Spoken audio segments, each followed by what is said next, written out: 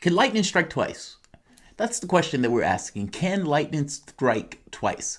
AOC, Ilhan Omar, both of them are able to get into Congress. AOC, Rockstar, beat her incumbent. Crowley had been there forever.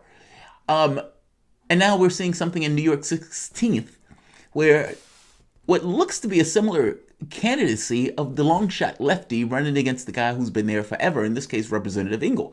Now, Engel has been in Congress like 16 years. Like I said, he's been there forever. He's a DINO.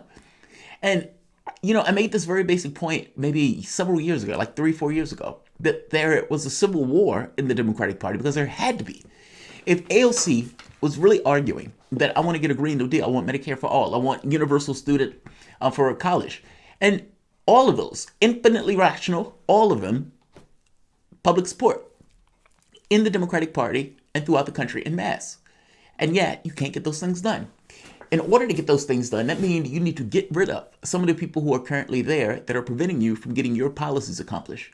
It's the rational act of somebody who really does want to get those policies accomplished. So AOC said the most rational thing in the world, being that that's what's her purpose. We need to primary some folks. And a large number of people said, yes. Now, what that means, though, is you need to get people in of a similar tint, similar temperament, similar tenor to you in order to effect your will, instantiate what you want in a political process. That means lightning does need to strike twice. Representative Engel, we've covered. Engel was a gentleman that basically was on a hot mic saying, hey, I wouldn't care that much if I didn't have an election coming up, which was not the thing that people necessarily wanted to hear. I don't care until an election. That's the worst of their fears come to light. Hot mic. He is running against a principal, or former principal, middle school principal Jamal Bowman.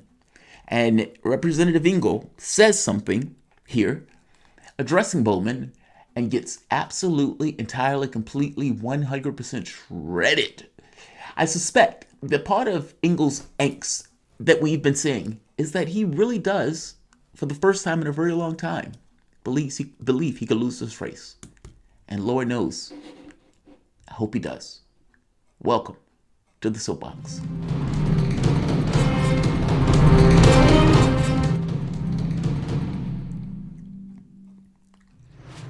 My name is Jamal Thomas. This is the Progressive Soapbox. Guys, if you dig this content, please like, share, and of course subscribe. You can always support this content through PayPal or, for that matter, Patreon.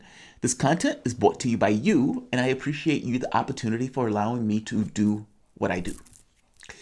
Race in New York 16th. Now, I've been following this race because I've been hoping that lightning does indeed strike twice, and that Bowman actually does get into Congress, taking out one Representative Engel. Let's take a look at the clip with Engel asking a question that he probably wish he could take back.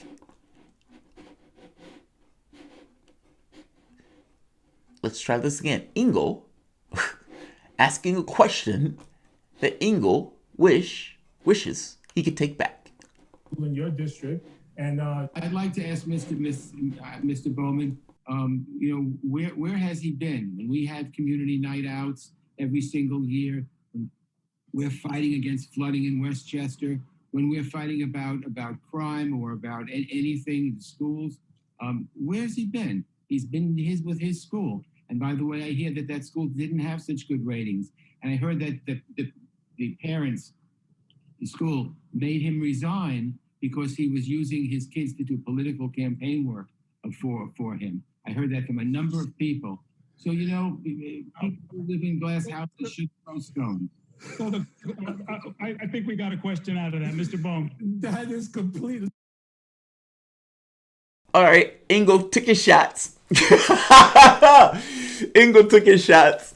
And I was laughing at Bowman at the top, laughing at what Engel was saying. We were watching something, and I was like, I know what it was. Joe Biden going against where Paul Ryan was against Joe Biden in the vice presidential debate. And Joe Biden spent the entire debate laughing. Why was Joe Biden laughing? Joe Biden was laughing because he knew Paul Ryan was lying through his teeth and was basically being a political actor while doing it. And Joe Biden understood what that meant because Joe Biden was a flagrant liar himself. At least that's what I think it was from. Let's hear Bowman's response to that. He's laughing. He's trying to say, yeah, whatever. That's not true. Let's hear the quote. Let's hear him. Really absurd. I'm sorry, that last part of what he said was completely absurd. Congressman Engel, I haven't just served as a middle school principal, which I'm incredibly proud of. I didn't just open up my own public community school in the Northeast Bronx, which is in your district. We did other things beyond the school. So we partnered with Montefiore Medical Center to build the healthcare attachment to the school. We're breaking ground on that this summer, and we're very proud of that.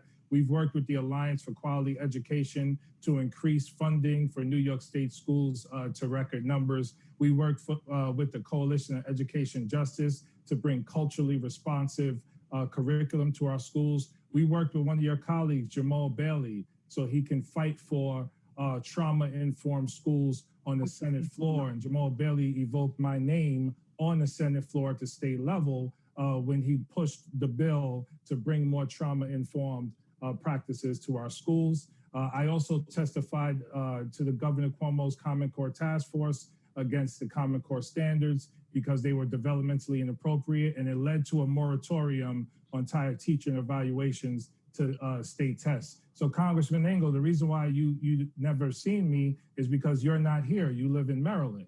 I'm here. I'm principal of a district of a school in your district, and you not seeing. I'm sorry to break him up. I was looking at the response. The gentleman at the bottom to the left, look at his response when he says that. He's like, whoa. He's like, whoa. I can't believe you said that. Let's watch. Look at the gentleman at the bottom as you listen to Jamal Bowman shred. Representative Engel. Task Force against the Common Core standards because they were developmentally inappropriate, and it led to a moratorium on tied teacher evaluations to state tests. So Congressman Engel, the reason why you never seen me is because you're not here. You live in Maryland. I'm here. I'm principal of a district of a school in your district, and you not seeing me says more about your absence than my absence. Okay. Ouch. Ouch. Honestly, if you want to know how bad it was, look at the reaction on the people to the left of that screen. Both of them were like, and the guy up top, and then starts laughing. And he makes the point that, dude, you have been living in Maryland while I have been in New York doing my job, doing the job that you're supposed to be doing, Congressman. I've been here while you have been hiding in Maryland near D.C. That is brutal. And I love the fact that he basically said, look, what you're saying is bonkers. Here's the correction of what I did as in my role as principal in the middle school. And then just immediately turns it to him and say, you are not even here. You don't see me because you're in D.C. while I am in New York doing the hard work. Yes. I don't know the polling in New York. I don't know what's going to take place in the 16th district's race. I do know that I want the guy who's pushing for Medicare for all, who's pushing for Green New Deal, who's pushing et cetera, et cetera. I want the lefty in that race. I am really hoping the lightning strikes twice. Like, share, subscribe. Skeptical mantra. JT getting excited over a bogus election again. A bogus election? What are you talking about? Do elections have consequences? Yes. Are those consequences dramatically distinct between Democratic and Republican from the federal level? No. But in order for me to get anything that I want in the political space, I need receptive actors in that space.